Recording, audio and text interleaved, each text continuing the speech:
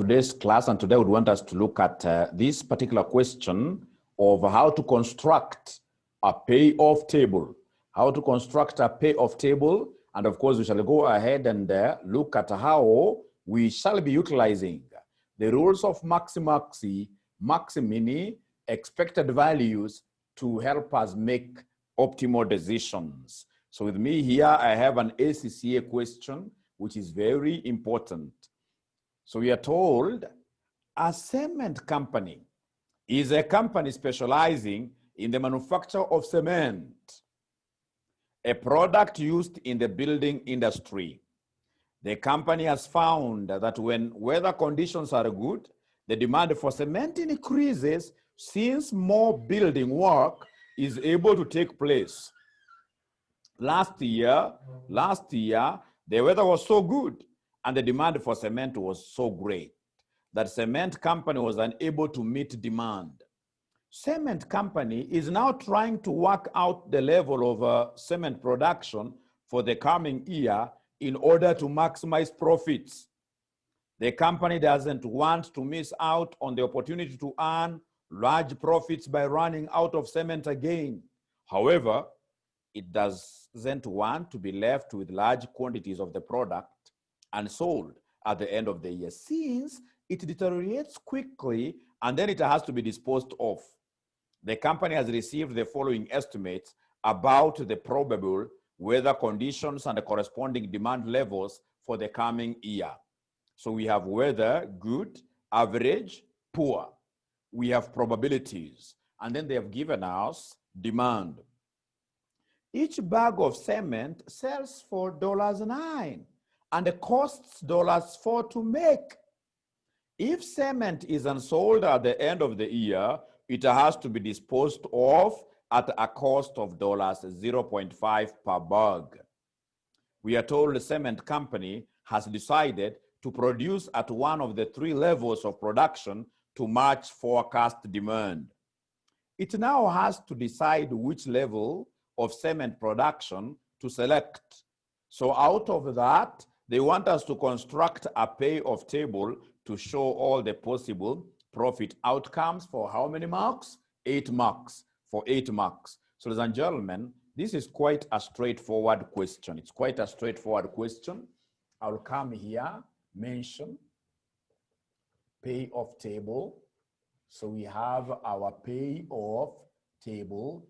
So this payoff table, what do we have? We have, ladies and gentlemen, here, our alternatives. We have our alternatives here, and then we have our states of nature there. States of nature there. States of nature, these are those probabilistic events. Those probabilistic events that are uncontrollable. The probabilistic events which are uncontrollable. Which are uncontrollable. That's why they have probabilities. Alternatives, ladies and gentlemen, these are the options which are within our control as the investors. Like in this particular case, our proper alternatives here will be the supply. How many bags of cement do we supply? So of course, supply is connected with production levels. So it is us to decide how many bags of cement do we supply to be able to meet the demand which is given outside there. And we're going to produce at one of the demand levels given there as per that table. If you look at that table, good will lead to a demand of 350,000 bags, average to 80,000 bags, poor 200,000 what year bags. And since we do not know how many bags of cement will be demanded, we have to contemplate to produce any of those three demand levels. Our production has to be at any of those three demand levels. So our supply has to match the demand. So supply, ladies and gentlemen, we have here 350,000. I'll just try this in terms of thousands. We have 280,000 bags, and then we have 200,000 bags. So of course, supply must always be equal to demand. So whatever you have here as your supply should also be on your demand side. So states of nature, these are the demanded quantities, the demanded quantities, which could either be 350, we have 280, and then lastly we have 200. Lastly we have 200.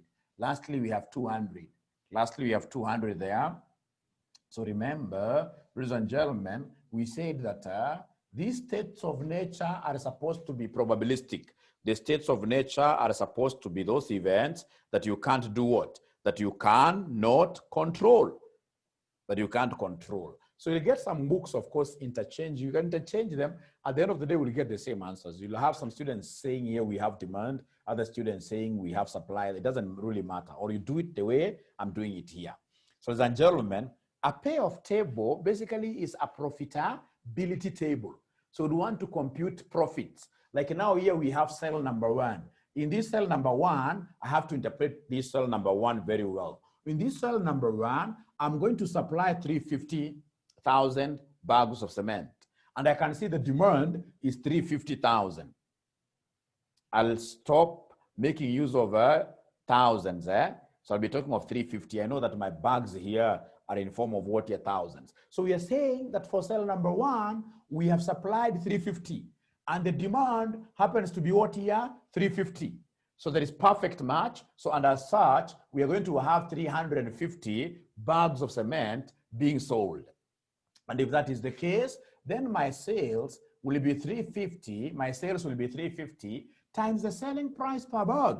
The selling price per bag. The selling price per bag, if you can look at that question, the selling price per bag in paragraph number 2, they have told us each bag of cement sells for 9.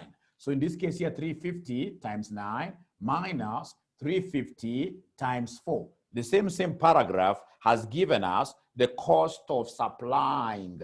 The same paragraph has given us the cost of making each bag. So it is 4 like that. Now come to cell number 2. Cell number 2, ladies and gentlemen, what are we able to see in cell number 2? This is quite interesting. Cell number 2, ladies and gentlemen, what I'm able to see here is a situation where I supply 350.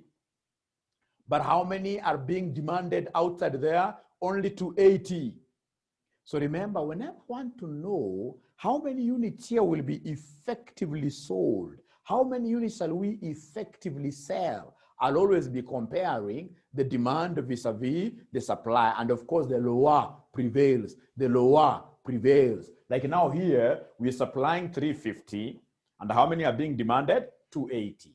So ladies and gentlemen, what will happen here is that we can't force people to buy what they don't need.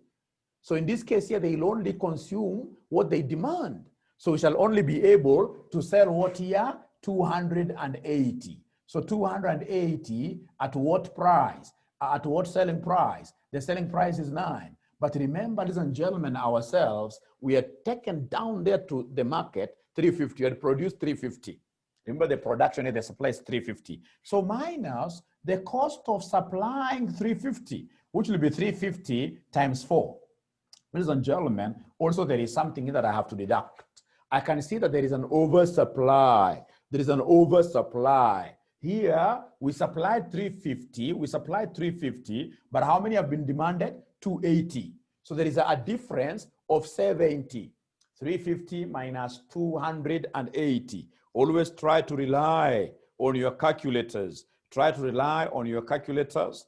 Try to rely on your calculators. Always use your calculators. However simple something looks like, just go there and press 350 minus 280. I can see, ladies and gentlemen, that we'll have 70 units which we shall not be able to sell. And what is the policy of not being able to sell? What have they told us about the policy of not being able to sell? If you look at this particular question, paragraph number 2, where they gave us information about the selling price of 9, where they gave us information about cost of production of 4, they continued there by telling us that if cement is unsold at the end of the year, if cement is unsold at the end of the year, it has to be disposed of at a cost. We have to go and throw away.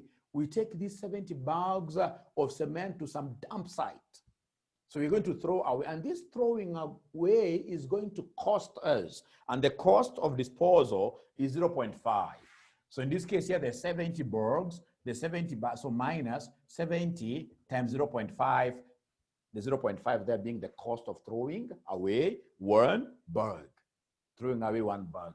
So go to the next cell. This next cell, how do we interpret it? I can see the supply is 350. How many are being demanded? I can see it is 200 bags that are being demanded. So demand is lower. When demand is lower, so demand becomes the effective sales quantity. So 200 will be sold times 9, minus, of course, we must have produced 350 in total.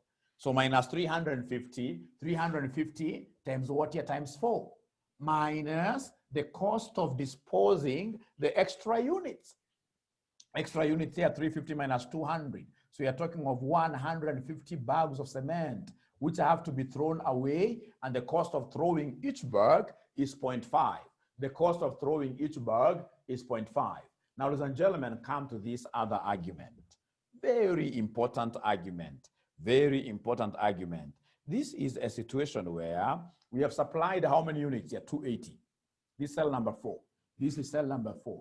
Under cell number 4, we have supplied 280 bags. But how many have been demanded here? 350. 350. So, of course, I told you, to be able to get the effective number of units here that will be sold, you compare the demand vis-a-vis what here? The supply. And, of course, work with the lower. So, in this case here, of course, we know that we have 280, but the demand is higher. We can't sell air. We can't sell what we don't have. Ladies and gentlemen, in this case here, we'll talk of 280 is what we shall sell. So 280 times our usual 9. We supplied, of course, 280. We supplied what we produced ourselves. And we know that the cost of production is what here is 4. But now, ladies and gentlemen, we happen to be having some customers who will be disappointed. We happen to be having some customers, how many of them? 350 minus 280, about 70 customers who will go home without a bag of cement. Ladies and gentlemen, these are customers who had come asking for cement, which we don't have. In most cases, ladies and gentlemen, you'll be given goodwill to be lost for every unit you are not able to sell. For every unit you are not able to sell, you'll be given a cost of goodwill lost. Have they given us any information about goodwill lost? Let us read paragraph number 3. Paragraph number 3, there is really nothing much they're telling us there. Cement company has decided to produce at one of the 3 levels of production to match forecast demand. It now has to decide which level of cement production to select. Each bag of cement sells for 9 and the costs 4. There is no goodwill lost there. Perhaps you could again start from up there to be able to understand even the question better. We are told cement company is a company specializing in the manufacture of cement, a product used in the building industry. The company has found that when weather conditions are good, the demand for cement increases since more building work is able to take place. Last year, the weather was good and the demand for cement was so great that cement company was unable to meet the demand. Cement company is now trying to work out the level of cement production for the coming year in order to maximize profits. The company doesn't want to miss out on the opportunity to earn large profits by running out of cement again. However, it doesn't want to be left with large quantities of the product unsold at the end of the year, since it deteriorates quickly and then has to be disposed of. The company has received the following estimates about the probable weather conditions and the corresponding demand levels for the coming year. So they have given us that information there. And of course, you can see there is nowhere where they have given us, ladies and gentlemen, information to do with goodwill lost for disappointing any customer. So there is nothing like goodwill lost. So that is okay. And that now marks the end of this particular what here we shall be able to compute these values later. So come here.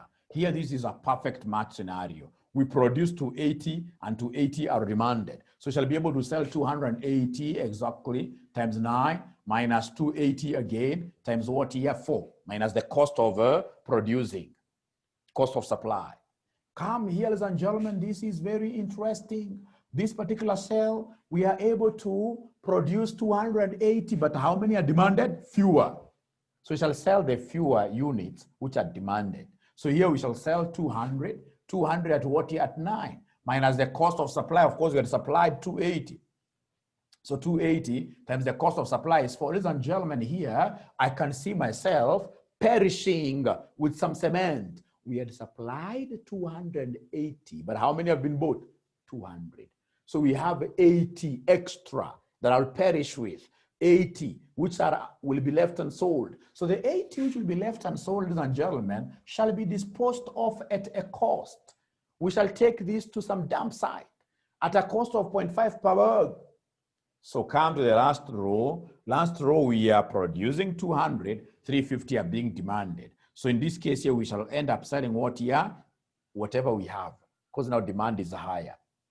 Unfortunately, in this particular question, there is nothing like disappointing anybody.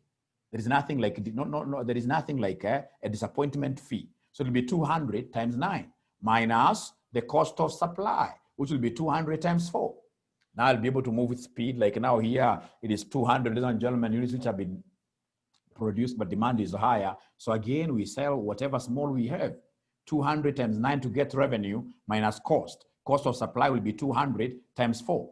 Come to the last sale. The last sale, what do we have? It's a perfect match thing. The last sale, ladies and gentlemen, I can see we've produced 200 and the demand is 200. So perfect match, sell 200 times 9 minus 200 times the cost of supplying, which is 4.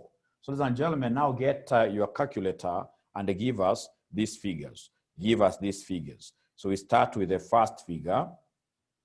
So the first figure, what do we have here? The first figure, we have 350 times 9. 350 times 9 minus 350 times 4 equals, which will give me 1750. I can comfortably delete this, and write there 1750, like that. Of course, my figures are in terms of dollars, thousands, because of the demand, which was in terms of thousands. So come to the second one, we have 280 times 9 minus the cost here, 350 times 4, 350 times 4 minus 70 times 0.5, 7 times 0.5, which gives me 1085, comfortably here, 1085. Go to the next one, ladies and gentlemen, it's 200 times 9 minus 350 times 4 minus 150 times 0.5 equals, what are we able to see there? 325 is my figure. 325 is my figure here. 325.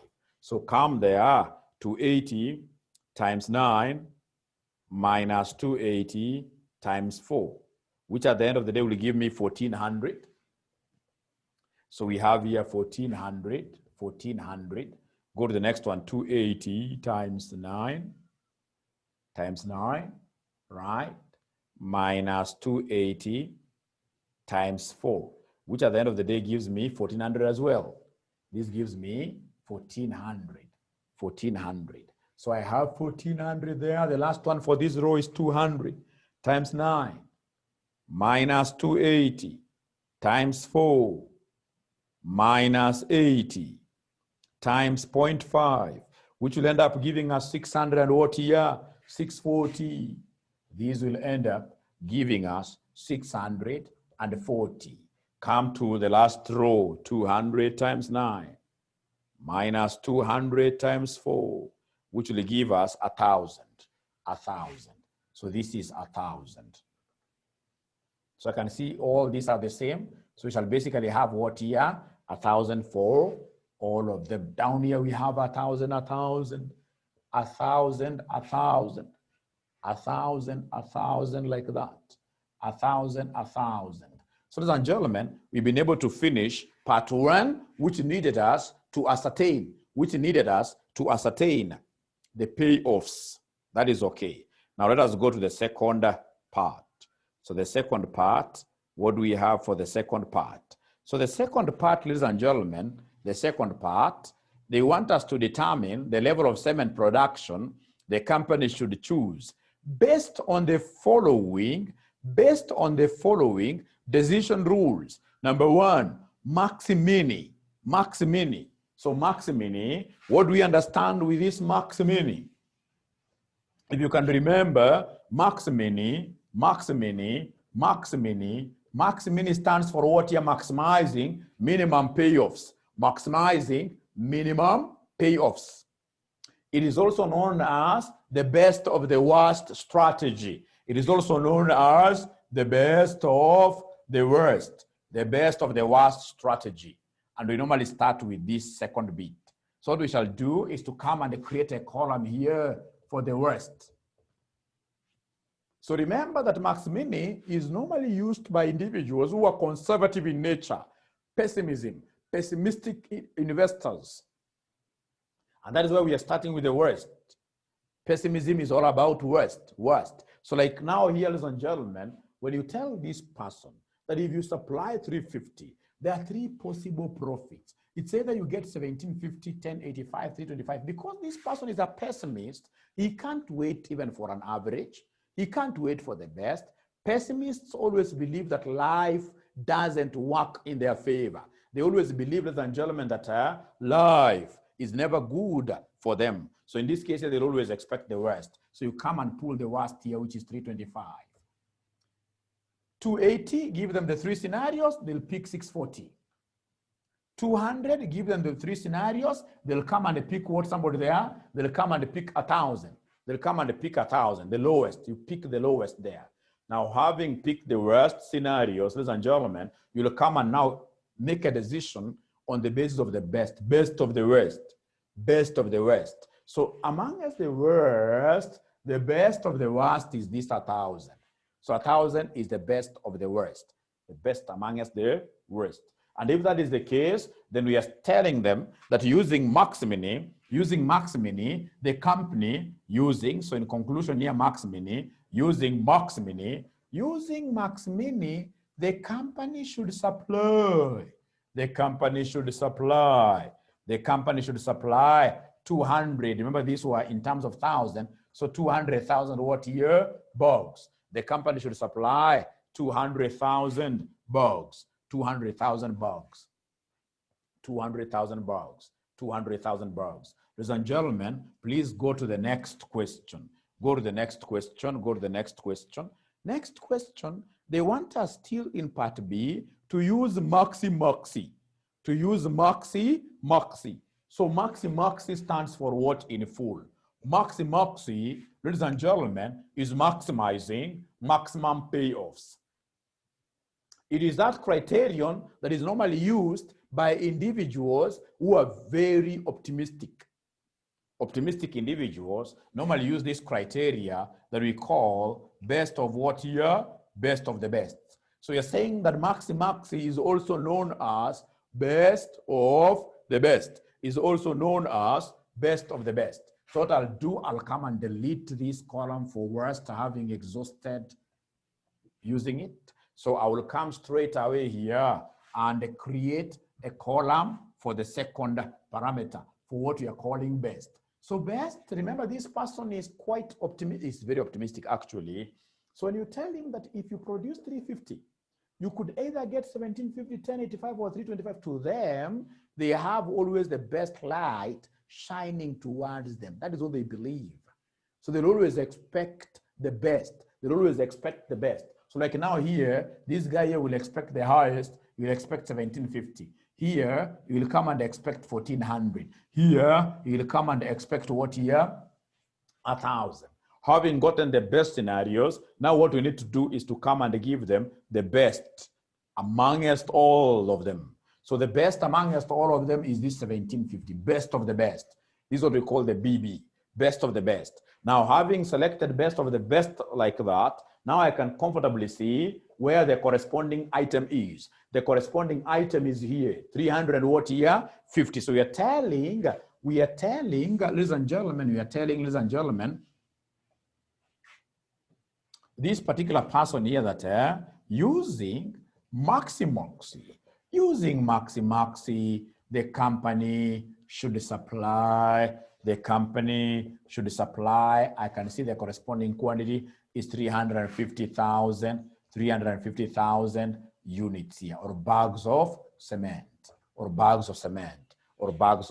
I hope that is clear. And please don't forget that RCM has great online classes for ACCA, great online classes for CPA. Please take a step of helping us by sharing this particular clip on social media. Just share it. Share this clip. That is the only good thing, greatest thing that you can do to your neighbors, to your friends who are struggling in terms of getting quality materials, training materials over this COVID season. Thank you. Now, the last question here. The last question, ladies and gentlemen, they want us to give them the expected value. Expected value means average. Expected value means us making use of what here? Probabilities. And fortunately, you can see they have given us probabilities of the highest demand on that table. You can see here, they have given me the highest probability. The highest probability for the highest demand here, not highest probability, but highest quantity probability, 0.25. So here, this is 0.25 probability. How about the one of 280? The one of 280, I can see it is 0.45. It's 0.45. And then lastly, I have the one of poor, 0.3, like that. So what I need to do is to come here and create a column of expected monetary value. Create a column of expected monetary value. Create a column of expected monetary value. So expected monetary value, what shall we be doing? We shall be taking our values here, multiply them with their corresponding what your probabilities. So you take like 1750 times 0.25 because you're not so sure which one between the three will prevail. So it is this times this plus this times that, etc. So ladies and gentlemen, here we are. We'll talk of 1750. So you're getting EMV for this first alternative. So 1750 times 0.25 plus 1085 times 0.45 plus 325 times 0.3, which at the end of the day gives me 1023.25. From there, ladies and gentlemen, we have 1400 times 0.25 plus 1400 times 0.4 plus 640 times 0.3, which will end up giving us 1102. And then the last one will be 1,000 times that plus 1,000 times 0.45 plus 1,000 times 0.3, which will end up being 1,000 like that. Now, ladies and gentlemen, having gotten our particular expected monetary values for decision making, we always go for that strategy which corresponds to the highest expected monetary value. Remember, money is good. The higher the cash, the better. So in terms of expected monetary value, we shall go for the highest. And indeed, the highest expected monetary value is 1102. And we are saying there that on the basis of maximizing EMV, the company should supply. You can see the quantity 280,000. Remember, our bags were in terms of thousands. So, ladies and gentlemen, that is the end of this particular session. Please don't forget the fact that RCM offers ACCA classes online. We have very beautiful, wonderful CPA classes being offered online 100%. So we expect you to supporters. Thank you very much. God bless you.